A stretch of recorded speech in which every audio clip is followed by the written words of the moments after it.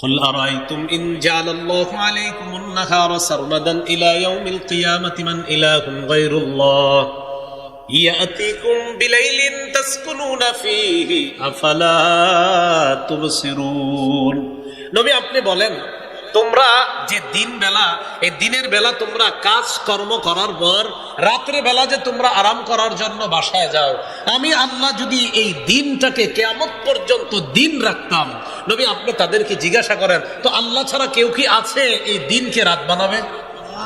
তাহলে দিনকে রাত বানায় কে? রাতকে দিন বানায় কে?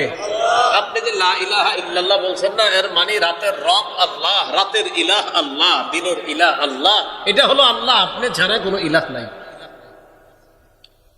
আপনার সন্তান হয় না 5 বছর, কয় বছর? 5-10 বছর আপনার সন্তান হয় না।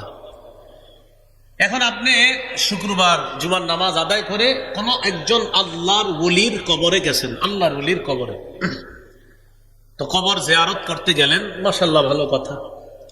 জিয়ারত করছেন, করার পর এতক্ষণ দোয়া করছেন আল্লাহর ওলির জন্য, আল্লাহ আপনি তার কবরটা জান্নাতের বাগান বানায় দেন, আল্লাহ আপনি আপনার এই ওলিকে আরো মর্যাদা দান করেন। দোয়া এতক্ষণ ওলির জন্য দোয়া করলেন, সব করে দোয়া শেষ করার পর হাত মুইসা দোয়া শেষ করলেন, আমিন বিরহমাতিকা আরহামার রাহিমিন বইরা শেষ করার পর এবার ওলিকে বলতেছেন, ও আল্লাহর ওলি আমার 5 বছর সন্তান হয় না, আমার বিবির যেন সন্তান হয়, আপনি সন্তানটা দিয়েন।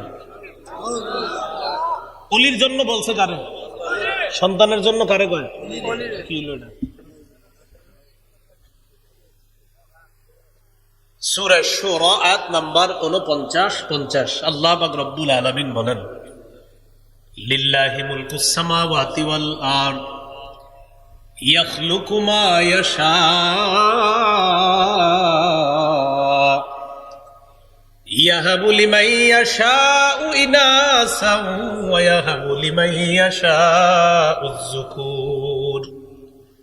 আসমান জমিনের রাজত্ব আল্লাহর, আল্লাহ যা চান তা সৃষ্টি করেন। আল্লাহ চাইলে কাউকে ছেলে সন্তান দান করেন, কাউকে মেয়ে দান করেন, আল্লাহ চাইলে কাউকে কন্যা দান করেন, আল্লাহ চাইলে কাউকে ছেলে সন্তান দান করেন।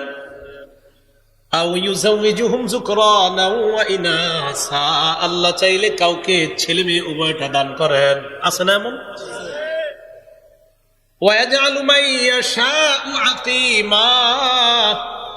আল্লাহ চাইলে ছেলেও দিবেন না, মেয়েও দিবেন না, এই নারীকে বন্ধা রাখবেন, এই ক্ষমতা একমাত্র কার? তো বলেন তো, ছেলে দে মেয়ে দে, ছেলে মেয়ে উভয়টা দেয়, আবার দিবেও না, সব ক্ষমতা কার? এটাই ইল্লাল্লাযীনা আমানু, তবে তারা ক্ষতিগ্রস্ত না যারা ঈমান আনছে, লা ইলাহা ইল্লাল্লাহকে মনে প্রাণে মেনে নিয়েছে, আল্লাহ ছাড়া কোনো ইলাহ নাই, রাতেও আল্লাহ ছাড়া ইলাহ নাই, দিনেও আল্লাহ ছাড়া ইলাহ নাই, আমার ছেলে দেওয়ার ক্ষমতাও আল্লাহ ছাড়া কারো নাই, আমার মেয়ে দেওয়ার ক্ষমতাও আল্লাহ ছাড়া কারো নাই, ছেলে মেয়ে উভয়টা দেওয়ার ক্ষমতা আল্লাহ ছাড়া কারো নাই, আমার ছেলেও হবে না, আমার মেয়েও হবে না, এই ক্ষমতাও আল্লাহ ছাড়া কারো নাই, আমার সন্তান হোক না হোক সব একমাত্র একজনের ইশারায় হবে, তিনি আল্লাহ। এটা ইল্লাল্লাযীনা আমানু। আপনি যে লা ইলাহা ইল্লাল্লাহ মেনে নিছেন, এবার আমার সাথে পড়েন, লা ইলাহা ইল্লাল্লাহ মুহাম্মাদুর রাসূলুল্লাহ সাল্লাল্লাহু আলাইহি ওয়াসাল্লাম। যদি পুরাটা পড়েন, লা ইলাহা ইল্লাল্লাহু মুহাম্মাদুর রাসূলুল্লাহ, পুরাটাও যদি পড়েন সমস্যা নেই, লা ইলাহা ইল্লাল্লাহ সমস্যা নেই, লা ইলাহা ইল্লাল্লাহ মুহাম্মাদুর রাসূলুল্লাহ সাল্লাল্লাহু আলাইহি ওয়াসাল্লাম, পুরাটাও যদি পড়েন সমস্যা নেই। কথা কি বুঝে আসছে? কথা হলো এই পুরাটা একসাথে পড়া যাবে, এটার দলিল কি? ইমাম আবু হানিফা রাহমাতুল্লাহি আলাইহি রিসালা আর রাসাইলুল আহাদ আল আহাদিসুস সাবআ মিন আর রাসাইলিস সালাসিল আহাদিসিয়্যা বা হাদিসিয়্যা, মক্কা থেকে ছাপা, 170 নম্বর পৃষ্ঠা। ইমাম আবু হানিফা রাহমাতুল্লাহি আলাইহি বলেন, লাকিতু সাবআতাম মিন আসহাবিন নবী সাল্লাল্লাহু আলাইহি ওয়াসাল্লাম। ইমাম আবু হানিফা রাহমাতুল্লাহি আলাইহি বলেন, আমি সরাসরি রাসূলের 7 জন সাহাবীর সাথে সাক্ষাৎ করছি, তিনি আমাদের ইমাম। ইমাম আবু হানিফা রাহমাতুল্লাহি আলাইহি বলেন, আমি 7 জনের সাথে সাক্ষাৎ করলাম, এর মধ্যে একজনের মুখ থেকে শুনলাম ক্বালা রাসূলুল্লাহ সাল্লাল্লাহু আলাইহি ওয়াসাল্লাম, নবীজি বলেন, দাখালতুল জান্নাহ, আমি জান্নাতে প্রবেশ করলাম। ওয়া রাআইতু ফি আরিদিল জান্নাহ লা ইলাহা ইল্লাল্লাহু মুহাম্মাদুর রাসূলুল্লাহ সাল্লাল্লাহু আলাইহি ওয়াসাল্লাম। নবীজি বলেন, আমি জান্নাতে প্রবেশ করলাম, জান্নাতের এক জায়গায় স্বর্ণ দিয়ে আমি লেখা দেখলাম লা ইলাহা ইল্লাল্লাহ মুহাম্মাদুর রাসূলুল্লাহ। আমি দেখলাম সেখানে লেখা আল্লাহ ছাড়া কোনো ইলাহ নাই, মুহাম্মদ সাল্লাল্লাহু আলাইহি সাল্লাম আল্লাহর রাসূল, এই বাক্য আমি জান্নাতে লেখা দেখলাম। তো পুরোটা বলা যাবে নি? কিতাবুল আসার লিল ইমাম আবি হানিফা, বাবুল উদহিয়া, কুরবানি শিরোনাম। কুরবানি অধ্যায়ের 175 নম্বর পৃষ্ঠা। দহা রাসূলুল্লাহ সাল্লাল্লাহু আলাইহি ওয়াসাল্লাম বিকাবশাইনি আমলাহাইন, আল্লাহ রাসূল 2টি দুম্বা কুরবানি করলেন। যাবাহা আহাদাহুমা আন নাফসিহি, একটা দুম্বা নিজের পক্ষ থেকে কুরবানি করলেন। ওয়াল আখার আম্মান ক্বালা লা ইলাহা ইল্লাল্লাহ মুহাম্মাদুর রাসূলুল্লাহ সাল্লাল্লাহু আলাইহি ওয়াসাল্লাম। নবীজি আরেকটা দুম্বা তাদের পক্ষ থেকে কোরবানি করলেন যারা বলে আল্লাহ ছাড়া কোনো ইলাহ নাই, মুহাম্মদ সাল্লাল্লাহু আলাইহি সাল্লাম আল্লাহর রাসূল, তথা লা ইলাহা ইল্লাল্লাহ মুহাম্মাদুর রাসূলুল্লাহ যারা বলে, তাদের পক্ষ থেকে আরেকটা দুম্বা রাসূল কোরবানি করলেন। বলা যাবে না পুরাটা? আচ্ছা,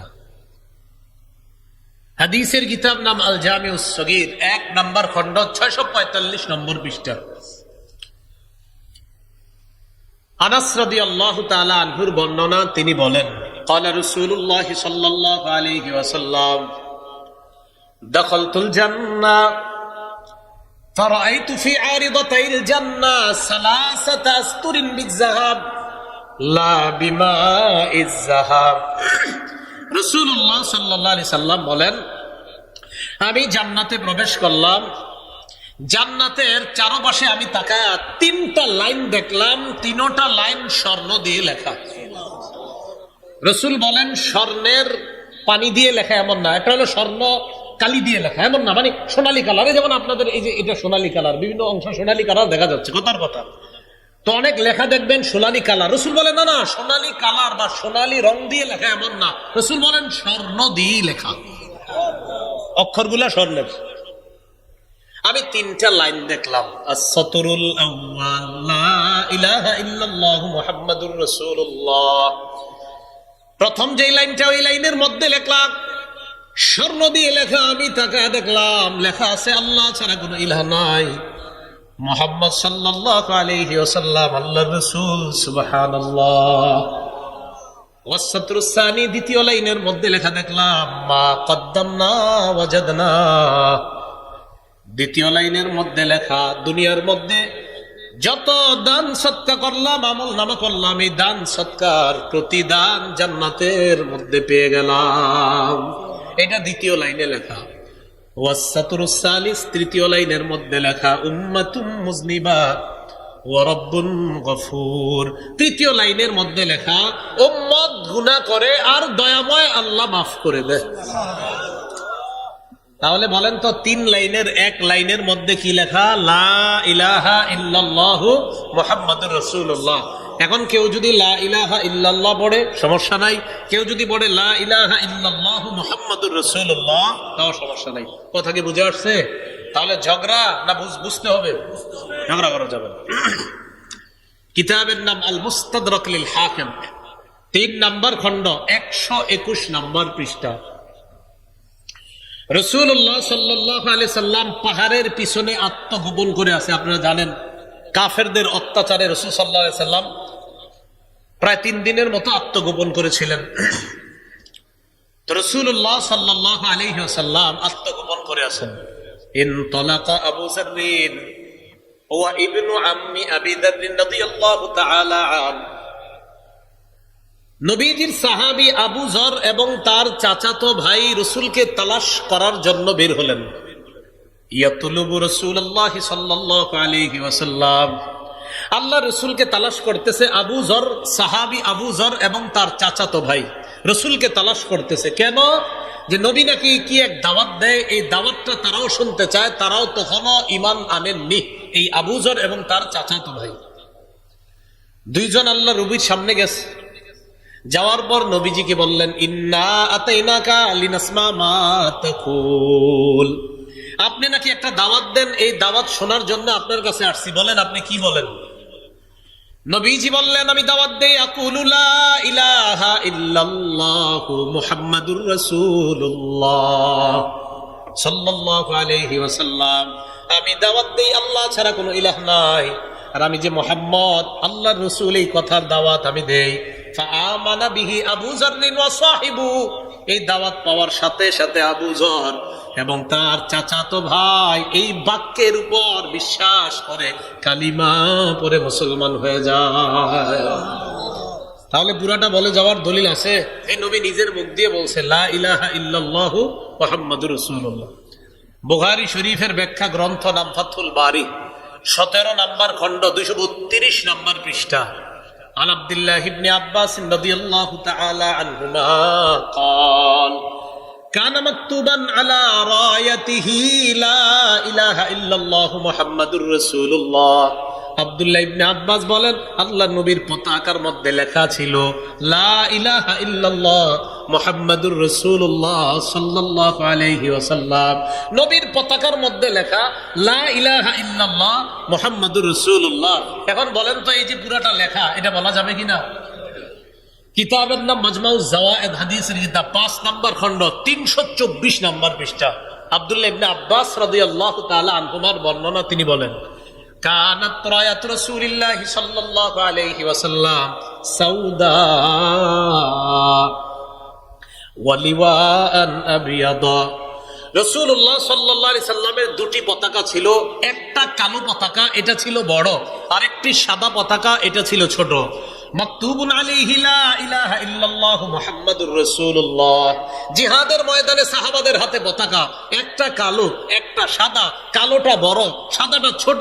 জিহাদের ময়দানে রাসূল নেতৃত্বে আছেন, ওই নেতৃত্বে দেওয়া দলের যে পতাকা, ওই পতাকার মধ্যে লেখা লা ইলাহা ইল্লাল্লাহ, আল্লাহ ছাড়া কোনো ইলাহ নাই, মুহাম্মাদুর রাসূলুল্লাহ, মুহাম্মদ সাল্লাল্লাহু আলাইহি সাল্লাম আল্লাহর রাসূল, এই বাক্য রাসূলের পতাকার মধ্যে লেখা।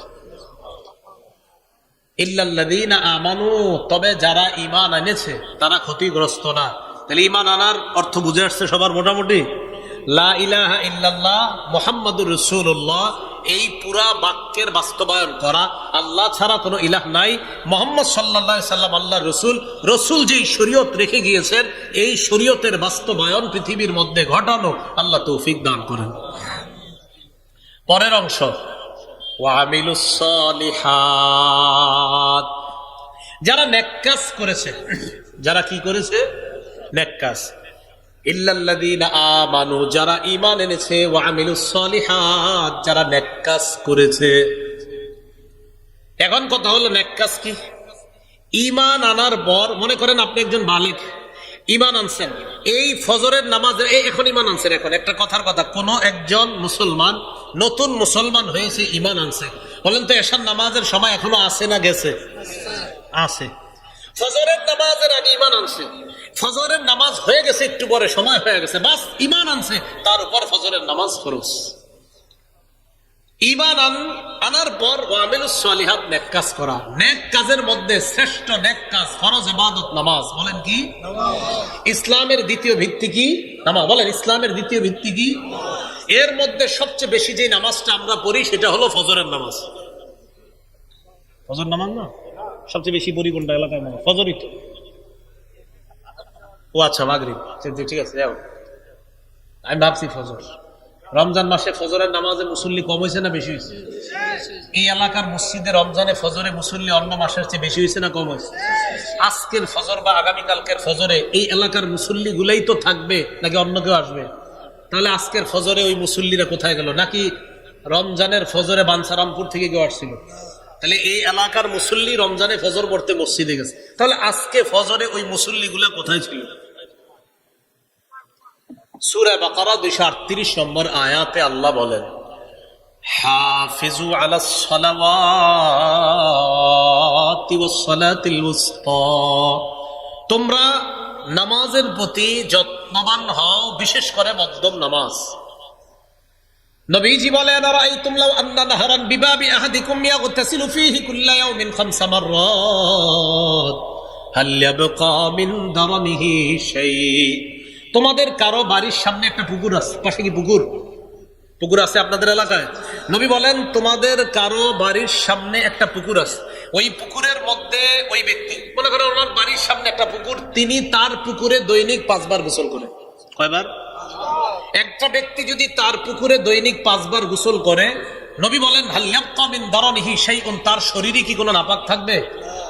নবী বলেন ফাযালিকা মিসলুস সালাওয়াতিল খামসি ইয়ামহুল্লাহু বিহিন্নাল খাতায়া, যেমনি ভাবে 5 বার গোসল করলে তার শরীরের মধ্যে কোনো ময়লা থাকে না, 5 ওয়াক্ত নামাজ যদি কোনো বান্দা আদায় করে, আল্লাহ পাক রব্বুল আলামিন তার এই গুনাহ নামক ময়লাগুলো দূর করে দেয়।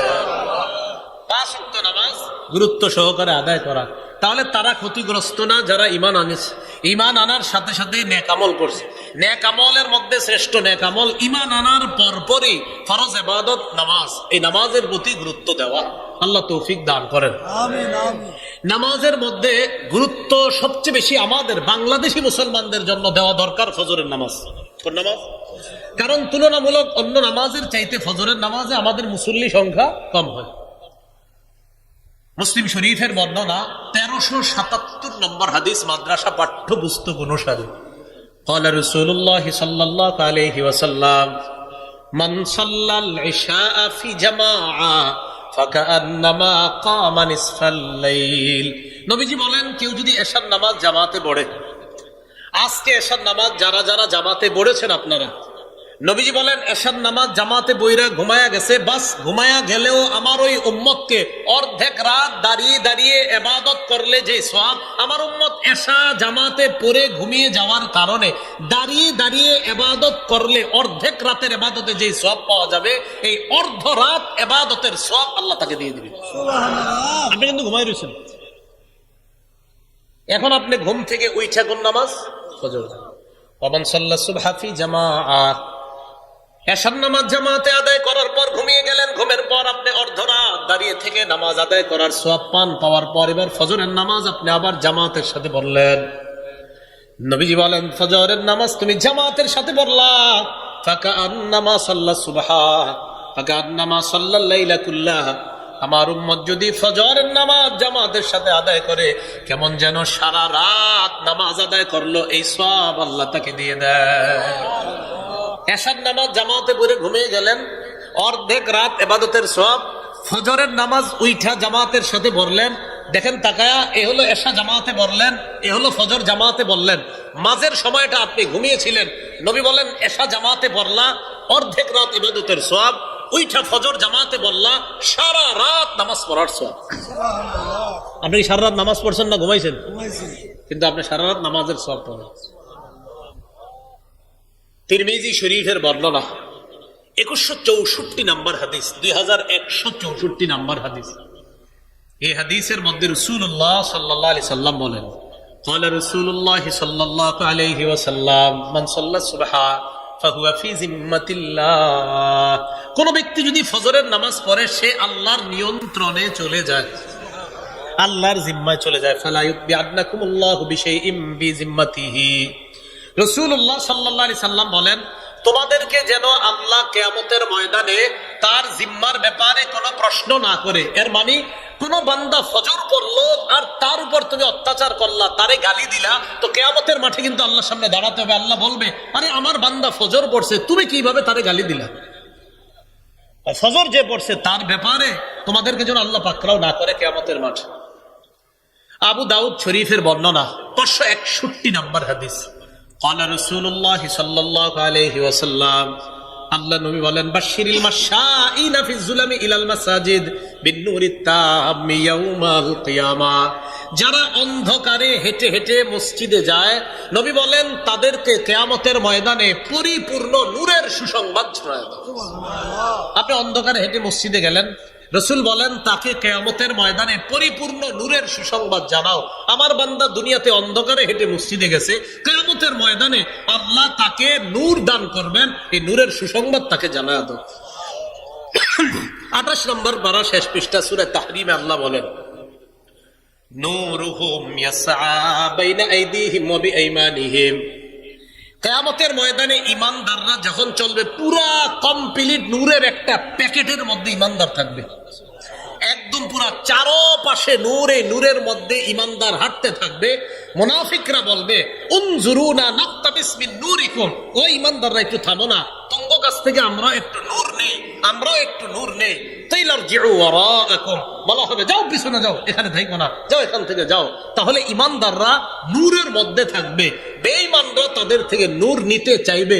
রাসূল বলেন ফজর যে পড়ে, এশা যে পড়ে, অন্ধকারে হাইটে হাইটে মসজিদে যায়, এদেরকে কিয়ামতের ময়দানে এই নূরের সুসংবাদ জানায় দাও। তো আপনারা ফজর না পড়লে এই নূরের প্যাকেটে কেমনে ঢুকবেন? আল্লাহ আমল করার তৌফিক দান করেন। তাহলে ইল্লাল্লাযীনা আমানু, যারা ঈমান এনেছে তারা ক্ষতিগ্রস্ত না। আর নেকামল, নেকামলের মধ্যে শ্রেষ্ঠ ইবাদত, ফরজ ইবাদতের মধ্যে সেটা হলো নামাজ। ইসলামের ভিত্তি প্রথম কালিমা, পরে দ্বিতীয় ভিত্তির নাম নামাজ। মুসলিম শরীফের বর্ণনা 1322 নম্বর হাদিস, মাদ্রাসা পাঠ্যপুস্তক অনুসারে قال রাসূলুল্লাহ সাল্লাল্লাহু আলাইহি ওয়াসাল্লাম, আপনারা আমরা আমাদের নামগুলা আগামীকাল সকালেই আল্লাহর দরবারে উচ্চারিত হোক, প্রত্যেক দিন আল্লাহর কাছে আমার আপনার নাম আলোচিত হোক, এটা সবাই চাই আমরা? একদম সুযোগ, সুবর্ণ সুযোগ। প্রতিদিন আমার আপনার ব্যাপারে ফেরেশতাদের সাথে আল্লাহর কথোপকথন হবে প্রতিদিন। হাত নামান, এবার হাদিস শুনেন। قال رسول الله صلى الله عليه وسلم يتعاقبون فيكم ملائكة بالليل وملائكة بالنهار। রাসূলুল্লাহ সাল্লাল্লাহু আলাইহি সাল্লাম বলেন, তোমাদের কাছে পালা বদল করে দিনের ফেরেশতারা আসে, রাতের ফেরেশতারা আসে। একবার দিনের ফেরেশতারা আসে, একবার রাতের ফেরেশতারা। একটু ভাবেন তো, আল্লাহু আকবার, প্রতিদিন দুই দল ফেরেশতা আমাদের নিরাপত্তায় চলে আসে, একদল দিনের, একদল রাতের। এখন রাতের ফেরেশতা আর দিনের ফেরেশতা পালা বদল করে আসে। সুম্মা ইয়ারজুল্লাযীনা বাতু ফীকুম, আজকে রাতে যে ফেরেশতারা, এই যে এখনো কিন্তু ফেরেশতারা আছে, এই ফেরেশতারা যখন আগামীকাল সকালবেলা আল্লাহর কাছে যাবে, যাওয়ার পর ফায়াসআলুহুম ওয়া হুয়া আ'লামু বিহিম, আল্লাহ আমাদের ব্যাপারে ফেরেশতাদেরকে প্রশ্ন করবেন, আমাদের ব্যাপারে আল্লাহ জানেন। এরপরে আল্লাহ ফেরেশতাদেরকে বলবেন, কাইফা তারাকতুম ইবাদি, আমার বান্দাদের কাছে তোমরা গেলা, আমার বান্দাদেরকে কোন অবস্থায় তোমরা রেখে আসলা? ফেরেশতারা জবাব দিবে, আল্লাহ আপনার এক আজীব বান্দা, তারা আতাইনাহুম ওয়া হুম ইউসাল্লুনা তারাকনাহুম ইউসাল্লুন, আল্লাহ তাদের কাছে যখন গিয়েছিলাম আসরের সময় গিয়া দেখি নামাজের মধ্যে, আর এখন তাদেরকে রেখে আসলাম ফজরের নামাজে। আল্লাহ গেছি যখন দেখি আসর পরে, আল্লাহ এখন আসছি এগুলা দেখি নামাজ পড়ে। মাবুদ কি আজীব বান্দা আপনার, গেলাম যখন তখনও দেখি নামাজে, মাবুদ আসলাম যখন তখনও দেখি নামাজে। আমার আপনার কথা আল্লাহর দরবারে আলোচিত হবে। আগামীকাল ফজর পড়বেন, ঠিক আপনি ফজর পড়ার পর নিশ্চিত থাকবেন যে আপনার কথা ফেরেশতারা আল্লাহর কাছে বলছে, আল্লাহ আপনার এই বান্দাটা এর যখন রেখে আসছি ফজর পড়তেছিল, আর যখন তার কাছে গেছি তখন আসর পড়তেছিল। তো পড়েন না, তাহলে ফজরের নামাজ দিয়ে দিন শুরু করবো ইনশাআল্লাহ, ঠিক আছে না? ইনশাআল্লাহ ফজরের নামাজ দিয়ে দিন শুরু। হাতে পায়ে ধরে বলি, নামাজ ছেড়ে দিয়েন না। আমাদের ইমানদার, আমরা যারা মুমিন, আমরা যারা মুসলমান, আমাদের তো এটা একটা গর্বের বিষয় যে আমরা আমাদের রবকে কত সুন্দর করে পবিত্র অবস্থায় প্রতিদিন স্মরণ করি। আর মুসলমানদের এটা গৌরবের বিষয় যে আমরা আমাদের দিন শুরু করি আমাদের রবের ইবাদত দিয়ে। এর চার কি? আল্লাহ আমাদের সকলকে ফজর দিয়ে দিন শুরু করার তৌফিক দান করেন। বুখারী শরীফের বর্ণনা 557 নম্বর হাদিস, রাসূলুল্লাহ সাল্লাল্লাহু আলাইহি ওয়াসাল্লাম ইরশাদ করেন, লা ইয়ালিজান্না আহাদুন সাল্লা ক্বাবলা তুলুইশ শামসি ওয়া ক্বাবলা গুরুবিহা। নবীজি বলেন, সূর্য ওঠার আগে এবং সূর্য ডুবার আগে আলেম ছাড়া অন্যদের একজন বলবেন, আলেম ছাড়া অন্যদের থেকে একজন বলবেন। দেখি সবাই চুপ, রেডি হন। সূর্য উঠার আগে এবং সূর্য ডুবার আগে খুব দ্রুত বলবেন কোন দুই নামাজ? আবার বলছি, সূর্য উঠার আগে সূর্য ডুবার আগে জোরে বলবেন একজন, কোন দুই নামাজ? হ্যাঁ, একজন বলেন, একজন। ফজর এবং মাগরিব কি সূর্য ডুবার আগে? ফজর এবং আবার তাহলে আবার এবার সবাই বলবেন, বলেন সূর্য উঠার আগে আর সূর্য ডুবার আগে দুই নামাজ।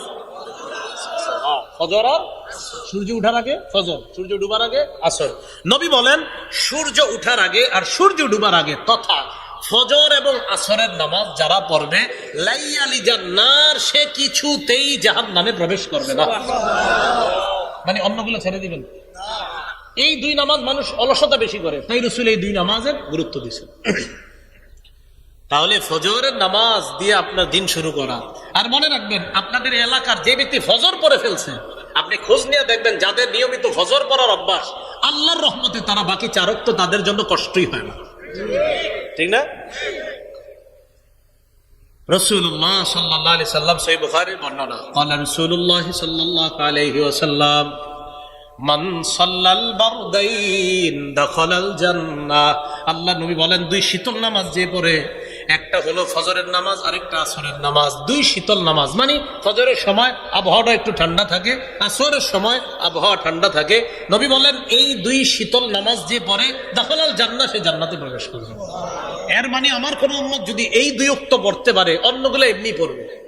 কারণ আসরের সময় একদল বাজারে যায়, আরেক দল মাঠে খেলতে যায়, আরেক দল জোহর পইরা যে খায় এমন ঘুম দেয় আর ওঠে না।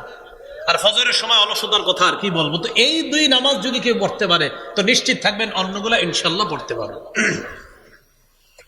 মুনাফিকের খাতায় নাম যেন আমাদের মরণের আগে কখনোই লেখা না হয়। কারা কারা চাইতো সবাই ইনশাল্লাহ?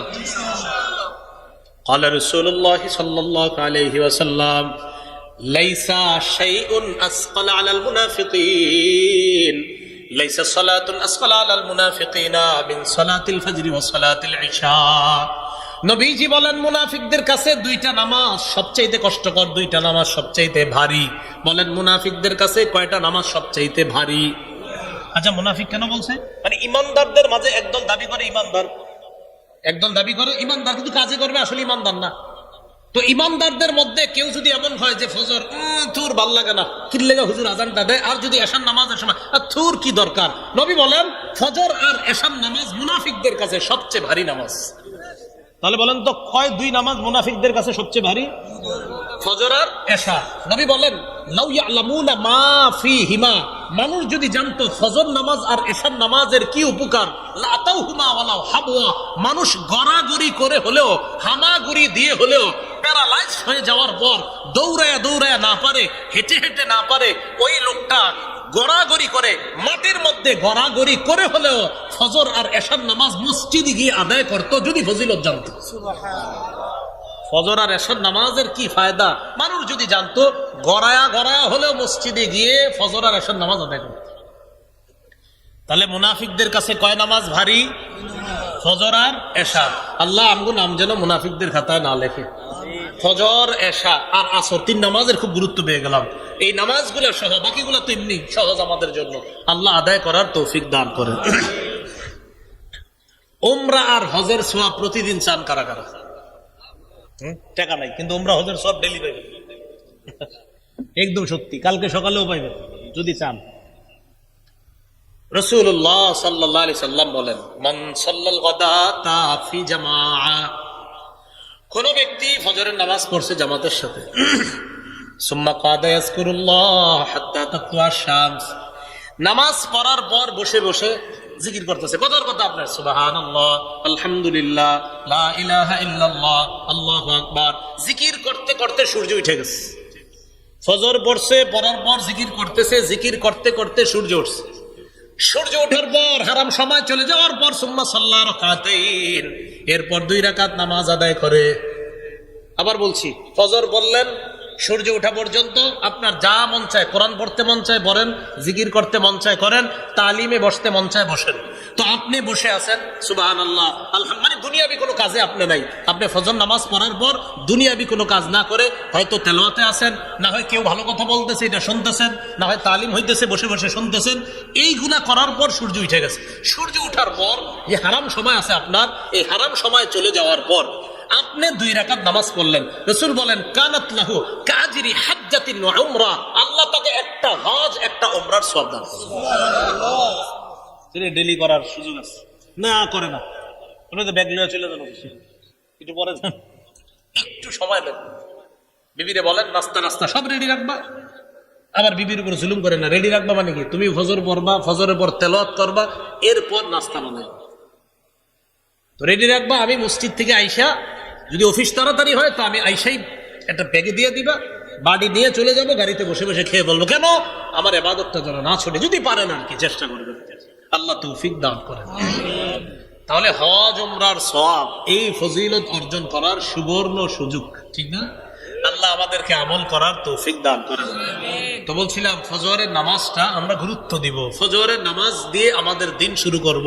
তো ইল্লাল্লাযীনা আমানু, তারা ক্ষতিগ্রস্ত না যারা ঈমান এনেছে, ওয়া আমিলুস সলিহাত, নেক কাজ করেছে, তারা ক্ষতিগ্রস্ত না। এখন কথা হলো প্রচুর আমল জমা করছেন। কথার কথা, আপনাদের এলাকার আব্দুর রহিম শনি রবি সোম মঙ্গল বুধ বৃহস্পতি 6 দিন 5-6 30 ওয়াক্ত নামাজ পড়ছে। শুক্রবার দিন সকালবেলা ফজর পড়ছে হলো 31, জুমা পড়ছে হলো 32। 32 ওয়াক্ত নামাজ পড়ার পর এক জায়গায় রওনা করছে। কিও আব্দুর রহিম কই যাও? তো বলতেছে আল্লাহর ওলির কবর জিয়ারত করতে যাই। মাশাআল্লাহ, যাও। তো আল্লাহর ওলির কবর জিয়ারত করা ভালো কাজ, মাশাআল্লাহ। আল্লাহর ওলির কবর জিয়ারত করছে, করার পর এবার আল্লাহর ওলিরে বলতেছে বাবা আমার তো এই ঝামেলা, আপনি আমার এই ঝামেলাগুলা দূর করে দেন। সূরা জুমারের 65 নম্বর আয়াতে আল্লাহ নবীকে কি বলে দেখেন, লাইন্না শারাকতা লা আহবাতান্না আমালুকা ওয়া লা তাকুনান্না মিনাল খাসিরিন। নবী আপনি যদি শিরিক করেন আপনার সব আমল বরবাদ হয়ে যাবে। নবী আপনি যদি শিরিক করেন আপনার আমলনামা বরবাদ। কোন নবী শিরিক করবে এই কথা আমরা কল্পনা করতে পারি না, কিন্তু আল্লাহ ধমকটা কারে দিচ্ছে নবীকে, নবী আপনি শিরিক করেন আপনার আমল বরবাদ। আচ্ছা, নবীর মাধ্যমে তো আল্লাহ আমাদেরকে বুঝাইতেছে, দেখো উম্মত, একজন নবীরে আমি বললাম ও নবী আপনি শিরিক করলে আমল নামা বরবাদ। কোন নবী? শ্রেষ্ঠ নবী আমাদের নবীকে বলতেছে আপনি শিরিক করলে আমল সব বরবাদ। তো আমার আপনার কি অবস্থা হবে?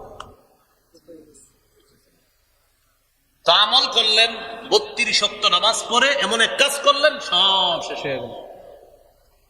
তো বলতে চাইলাম আমল নামা জমা করার পর এটা নষ্ট করে দিব না। সূরা মুহাম্মদের 33 নম্বর আয়াতে আল্লাহ বলেন ইয়া আইয়ুহাল্লাযীনা আমানু আতিউল্লাহ ওয়া আতিউর রাসূলা ওয়া আতিউর রাসূলা ওয়া লা তুবতিলু আ'মালাকুম। হে ঈমানদারগণ, তোমরা আল্লাহর আনুগত্য করো, রাসূলুল্লাহ সাল্লাল্লাহু আলাইহি সাল্লামের আনুগত্য করো, আর তোমরা তোমাদের আমলগুলো নষ্ট করে দিও না, তোমরা তোমাদের আমলগুলো বাতিল করে দিও না। তাহলে কষ্ট করে আমল নামা জমা করলাম, এখন বুদ্ধিমানের কাজ হলো এই আমল নামাগুলা ধরে রাখা, আমলগুলা নষ্ট না করা। আপনাদের এলাকার এক ব্যক্তি 10 বছর যাবত আমল করতেছে, এই আমলে কোনোদিন শিরিক করে নাই, কুফরি করে নাই, কিচ্ছু করে নাই। 10 বছর এই বেচারার কোনো কারণে তার অবস্থা ভালো হয় না, ব্যবসা ধরে লস খায়, বিদেশ যাইতে যাবে মাইর খায়, এরকম হতে পারে। এই ব্যক্তি 10 বছর পর একজনের কাছে সন্ধান পাইছে অমুক জায়গায় একজন জ্যোতিষী আছে, জ্যোতিষীর কাছে যাও। এখন ওই ব্যক্তি বেচারা ওই জ্যোতিষীর কাছে গেছে, খুব মন দিয়ে শোনেন। জ্যোতিষীর কাছে যাওয়ার পর জ্যোতিষী তার হাত দেখতেছে, গণক তার হাত দেখে, তো হাতের মধ্যে আপনার অনেক দাগ। যারা দেখবেন খেতে খামারে কাজ করে হাতে এমনি অনেক দাগ করে, হুদাই জ্যোতিষী বা হাতের দাগ তো আপনার যে পরিমাণ থাকা দরকার এর চেয়ে অনেক বেশি আছে, সমস্যা আছে মনে হয়, হুদাই মানে বলে দেয়। এই বেটার তো এমনি সমস্যা লাগে রয়েছে, হে আবার বললে কি এমনি সমস্যা হইতেছে। সাধারণত বলবে আর কি, দেখবেন সব গণক আর জ্যোতিষীরা সাধারণত আপনারা বলবে আপনার সমস্যা। আচ্ছা, সমস্যা হয় না তার দুনিয়াতে দেখুন, সমস্যা পড়ে না কোন মানুষ? তো সবাই পড়ে, যখন পড়বে 2 দিন পরে বলবে হ্যাঁ উনি বলাতে না, উনি বলাতে না, আপনি পড়তেন এমনি পড়তেন, হে বলছে এই জন্য না। আমি যদি আপনাদেরকে বলি আপনারা সমস্যায় পড়তে পারেন, তো আমি জ্যোতিষী? আশ্চর্য কথা। রাসূলুল্লাহ সাল্লাল্লাহু আলাইহি সাল্লাম যেটা বলছে এটা শুনেন এবার। মান আতা আররাফা ফাসাদ্দাকাহু বিমা ইয়াকুল ফাকাদ কাফারা আলা উনজিলা বিমা উনজিলা আলা মুহাম্মাদিন সাল্লাল্লাহু আলাইহি ওয়াসাল্লাম। কোন ব্যক্তি যদি জ্যোতিষীর কাছে যায়, জ্যোতিষীর কথা বিশ্বাস করে, গণকের কথা বিশ্বাস করে, আল্লাহ নবী বলেন আমি নবীর উপর আল্লাহ যা নাজিল করেছেন এই লোকটা সব অস্বীকার করলো। যে ব্যক্তি গণকের কাছে যায়, জ্যোতিষীর কাছে যায় আর যা বলে বিশ্বাস করে না, সে কেমন যেন মুহাম্মদ সাল্লাল্লাহু আলাইহি সাল্লামের উপর যা আল্লাহ নাজিল করছে সে সব অস্বীকার করছে। এই 10 বছর ইবাদত করে লাভ হলো কি? সব শেষ করে দিল। তো বলছিলাম ইল্লাল্লাযীনা আমানু, তারা ক্ষতিগ্রস্ত না যারা ঈমান এনেছে, ওয়া আমিলুস সালিহাত, নেক কাজ করেছে। ভাই এখন বলেন নেক কাজ করেছে, বলেন ধরে রেখেছে। সে করলে হবে না, এটা ধরে রাখতে হবে। আপনি নষ্ট করে দিলে হবে না, এটা ধরে রাখতে হবে নেক আমলটা। তাহলে নেক কাজ করেছে না, না ধরে রেখেছে। নেক কাজ তো করলেন, করার পর এমন এক কাজ করছেন সব শেষ। তাহলে নেক কাজ করার পর এটার উপর অটল থাকা আল্লাহ তৌফিক দান করেন। এই জন্য আল্লাহর কাছে বেশি দোয়া করবেন, আল্লাহ আমি যে নেক কাজগুলা করি আপনি কবুল করেন, আর আমার এই নেক কাজগুলোর মধ্যে যেন কোনো কুফর শিরিক না ঢুকে, আল্লাহ আপনি আমাকে হেফাজত করেন। এই দোয়া আল্লাহর কাছে করা। একজন নারী সুতা পাকাইছে, কষ্ট করে সুতা এইভাবে পাকাইতে পাকাইতে মাগরিবের সময় গিয়ে মোটা একটা রশি হয়েছে। মাগরিব পর্যন্ত এই রশি বানানোর পর মাগরিবের নামাজ পড়া আপনি বাসা গেছেন, মসজিদ থেকে গিয়ে দেখেন সব টুকরা টুকরা করে ফেলছে। তো সারাদিন রশি দিয়ে পাকাইলো, এটা লাভ হইলো কি? কষ্ট করে যে রশি দিয়া এইভাবে সুতা পাকায়া মোটা রশি বানাইলো, মাগরিবের পরে সব ছিঁড়ে ফেললো, রশি বানায়া কোনো লাভ হয়েছে? আপনারা ভাবছেন একটা গল্প বলছি না, এই কথা আল্লাহ কোরআনে বলছে, এক নারীর কথা। সূরা নাহলের 92 নম্বর আয়াতে আল্লাহ বলেন, ওয়ালা তাকুনু কাল্লাতী নাকাদাত গাজলাহা মিন বাদি কুওয়াতিন আনকাসা। আল্লাহ বলেন তোমরা ওই নারীর মতো হয়ো না যেই নারী পাকানো সুতা শক্তভাবে পাকানোর পর এটা আবার টুকরা টুকরা করে ফেলে, তোমরা তার মতো হয়ো না। মানে কষ্ট করে আমল নামা জমা করলা, আবার একটা শিরিকের মাধ্যমে সব শেষ করে দিলা, এমন তোমরা হবা না। ওই নারীর মতো হয়ো না যে নারী কষ্ট করে সুতা দিয়ে রশি পাকাইলো, এরপর টুকরা টুকরা করে ছিঁড়ে ফেললো, তোমরা ওই নারীর মতো হয়ো না। মানে আমার বান্দা আমল নামা যা জমা করো এটা ধরে রাখো। ভাই কথাগুলা কি বুঝে আসছে? তাহলে তারা ক্ষতিগ্রস্ত না যারা ঈমান এনেছে, নেক আমল করেছে। নেক আমলের মধ্যে শ্রেষ্ঠ ফরজ ইবাদত হলো নামাজ পড়া। আবার এই নামাজ পড়ার পর যখন আমল নামা জমা করলাম, এই আমল নামাগুলাকে ধরে রাখা আল্লাহ তৌফিক দান করেন। আসেন এবার ওই অংশে, হাফিজু আলা সালাওয়াত, নামাজের প্রতি যত্নবান হও, বিশেষ করে মধ্যম নামাজ। এই মধ্যম নামাজ দ্বারা আবার কি উদ্দেশ্য? মুফাসসিরিনে কেরাম অনেক উদ্দেশ্য লেখছে, বাকি হাদিস দ্বারা বোঝা যায় মধ্যম নামাজ দ্বারা আসরের নামাজ উদ্দেশ্য। কোন নামাজ? সহিহ বুখারীর বর্ণনা 6396 নম্বর হাদিস। খন্দকের যুদ্ধের দিন রাসূলুল্লাহ সাল্লাল্লাহু আলাইহি সাল্লাম বলেন, মালা আল্লাহু কুবুরাহুম ওয়া বুয়ুতাহুম নারা শাগালুনা আন সালাতিল উসতা হাত্তা গাবাতিশ শামস। তাদের কবর, তাদের বাড়িগুলা আল্লাহ আগুন দ্বারা পরিপূর্ণ করুক। তারা আমাদেরকে মধ্যম নামাজ থেকে দূরে রাখছে, গাফেল করে রাখছে, আমাদেরকে মধ্যম নামাজ থেকে অন্য কাজে ব্যস্ত করে রাখছে। সঠিক সময়ে আমরা মধ্যম নামাজটা পড়তে পারি নাই কাফেরদের কারণে। নবী বলতেছেন এমনকি সূর্য ডুবে গেল। আচ্ছা বলেন তো কোন নামাজ পড়ার পর সূর্য ডুবে? তাহলে হাদিস দ্বারা বোঝা যায় এটা আসরের নামাজ। কোন নামাজ? মধ্যম নামাজ, আসরের নামাজ। আর আসরের নামাজের গুরুত্ব তো বললাম। সহিহ বুখারীর 552 নম্বর হাদিস, রাসূলুল্লাহ সাল্লাল্লাহু আলাইহি সাল্লাম বলেন, আল্লাযী তাফুতুহু সালাতুল আসর ফাকান্নামা যুতিরা মালুহু ওয়া আহলুহু। কোন ব্যক্তির যদি আসরের নামাজ ছুটে যায়, কেমন যেন তার ধন সম্পদ সন্তান সব ধ্বংস হয়ে গেল। আগামীকাল আসর পড়ার পর চা দোকানের সামনে যাবেন, যাওয়ার পর একজনকে বলবেন, কি আব্দুর রহমান আসর নামাজ পড়ছনি? না পড়ি নাই। পড়বা না? কাপড়টা ভালো না, যেটা আমাদের দেশে বলে কাপড়, প্রত্যেক দিন এর কাপড় ভালো না। এই যতবার নামাজের কথা বলবেন এতবার কয় আমার কাপড়। একদিন বলবেন তোমার কাপড় যেদিন ভালো থাকে ওই দিন আমারে ফোন করে জানায়। কাপড় ভালো না বলে প্রত্যেকদিন, তা আপনি বলবেন আব্দুর রহিম আসর পড়ছো? না পড়ি নাই। পড়বা না? ভাই কাপড়টা ভালো না।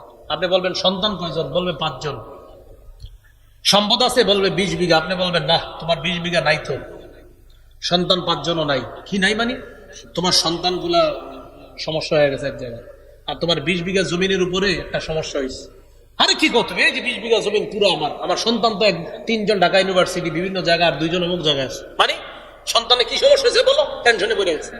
তখন আপনি বলবেন তুমি যে আসর বড় নাই, নবীজি বলছে যে আসর না পড়ে তার সম্পদ সন্তান ধ্বংস হয়ে যাওয়া আর আসর না পড়া একই কথা, তো তুমি যেহেতু আসর বড় নাই তো এগুলো তোমার থাইকা লাভ কি, তাই বললাম এগুলো নাই তোমার। তো যে আসরের নামাজ ছেড়ে দেয় তার ধন সম্পদ সন্তান ছুটে যাওয়া একই কথা। আল্লাহ বুঝার তৌফিক দান করেন।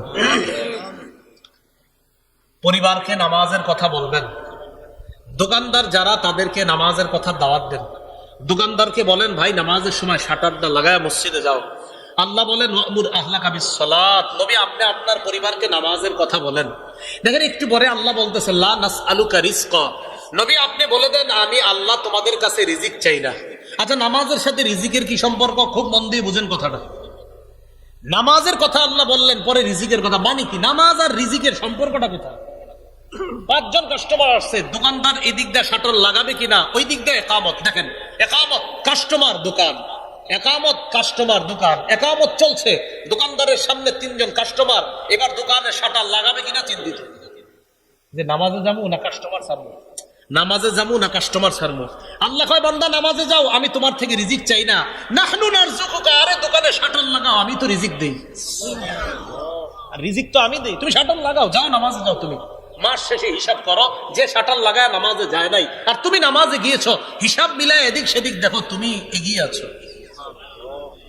তো দেখছেন নামাজের সাথে রিজিকের সম্পর্ক। আল্লাহ কয় নামাজের আদেশ দেন, আমি তোমার কাছে রিজিক চাই না। আমি জানেন না এই আয়াতে টেনশনে পড়ছি, চিন্তিত হয়ে গেলাম, আচ্ছা রিজিকের সাথে নামাজের কি সম্পর্ক? তখন আল্লাহ বুঝ দিয়ে দিল, হ্যাঁ মানুষ রিজিকের চিন্তায় অনেক সময় নামাজ পড়ে না, আরেকটু পরে যাচ্ছি, আরেকটু পরে যাচ্ছি, আরেকটু পরে যাচ্ছি, আরে কেন ভাই কাস্টমার, আর 2 জন কাস্টমার, আর 3 জন কাস্টমার, আরেকটু পরে যাচ্ছি। আল্লাহ কয় না না, তুমি নামাজ পড়ো, আমি তো রিজিক তোমাকে দিব, তুমি রিজিকের টেনশনে নামাজ পড়বা না, মানে কি ব্যাপার? আল্লাহ কথাগুলা বোঝার তৌফিক দান করেন। বলেন নামাজের সময় আমাদের রিজিকের যে পেরেশানি, যে না না একটু পরে যাই, একটু না না একটু পরে না, আগে নামাজ পরে ওই চিন্তা, কারণ আমার রিজিকের দায়িত্ব কার?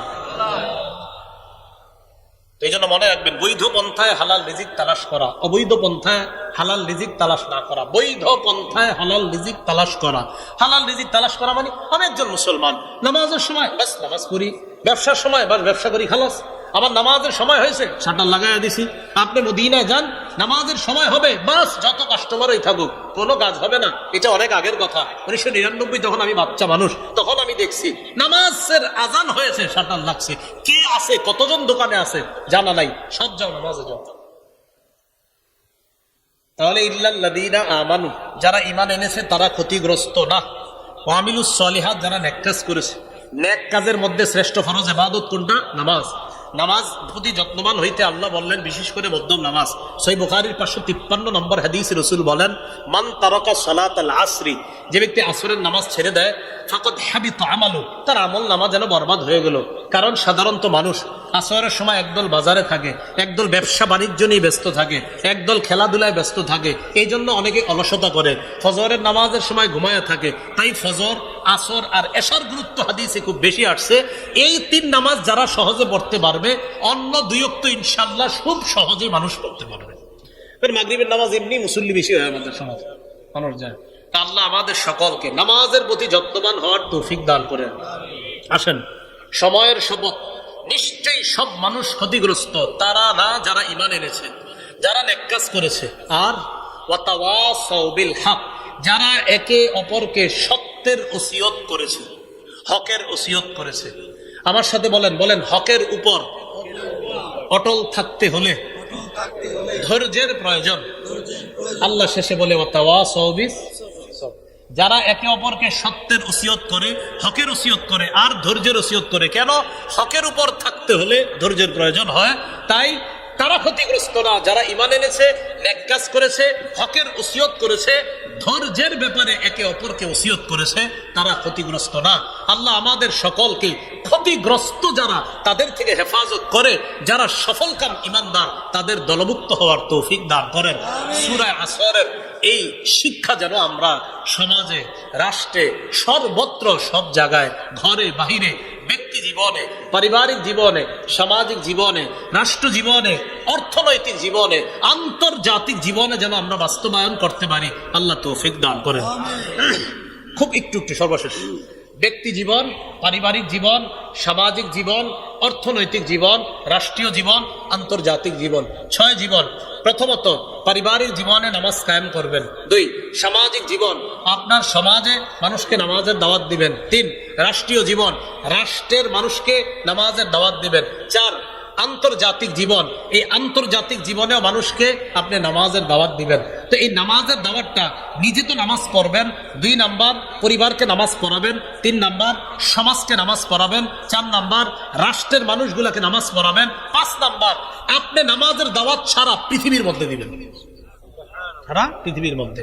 তাহলে একজন ইমানদার তার ইমান আনার পরের যে কাজটা ইকামুস সালাত, অর্থাৎ নামাজ কায়েম করা, এটার হক আদায় হবে।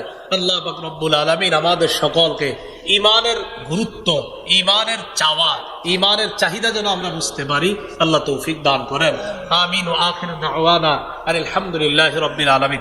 আমাকে একটা ঘোষণা দেওয়ার জন্য বলা হয়েছে।